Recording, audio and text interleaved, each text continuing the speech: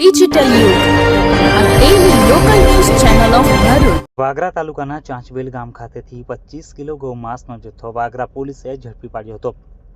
પાંચેય આરોપીઓ વિરુદ્ધ વાગરા પોલીસે ગુનો નોંધી આરોપીઓને ઝડપી પાડી કાયદેસરની કાર્યવાહી હાથ ધરી હતી. પોલીસની કાર્યવાહીને લઈ ગૌવંશનું કતલ કરતા, ગૌવંશની હેરાફેરી કરતા સહિત ગૌમાંસનું વેચાણ કરતાઓમાં રીતસરનો ફફડાટ ફેલાઈ ગયો હતો. પોલીસ સૂત્રો દ્વારા મળતી માહિતી અનુસાર પોલીસ સબ ઇન્સ્પેક્ટર અનિતા જાડેજાને અંગત બાતમીદારથી બાતમી મળી હતી કે વાગરા તાલુકાના ચાંચવેલ ગામે રહેતા રિયાઝ ઉર્ફે ડેનિયલ ઇસ્માઇલ પટેલ, મુનાફ ઉર્ફે ટલાતી વલી પટેલ, શકીલ સુલેમાન પટેલ તેમજ ઇમરાન ગફુર પટેલ નાઓના ઘરે ગૌમાંસ રાખેલ છે.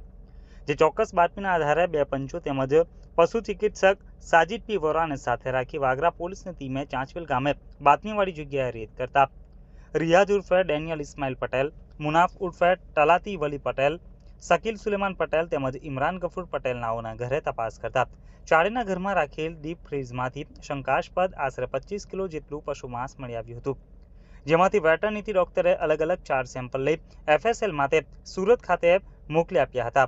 રિપોર્ટ આવતા ચારેયના ઘરેથી મળેલ માંસ ગૌમાંસ હોવાનું જણાઈ આવતા વાગરા પોલીસે ઇન્ડિયન પિનલ કોડ, પ્રાણીઓની સાચવણી અંગેનો અધિનિયમ તેમજ પશુઓ પ્રત્યે ક્રૂરતા પ્રતિબંધ અધિનિયમની વિવિધ કલમો હેઠળ ગુનો નોંધી ભાજપના ભૂતપૂર્વ લઘુમતી મોરચાના મહામંત્રી રિયાઝ ઉર્ફે ડેનિયલ તેમજ ગાય વેચનાર ગની અબ્દુલ પટેલ સહિતના 5 આરોપીઓને જેલના સળિયા પાછળ ઢકેલી 24 કલાકમાં આમોદ કોર્ટમાં રજૂ કરી વધુ પૂછપરછ માટે રિમાન્ડની માંગણી કરતા કોર્ટે 2 દિવસના રિમાન્ડ આપ્યા હતા.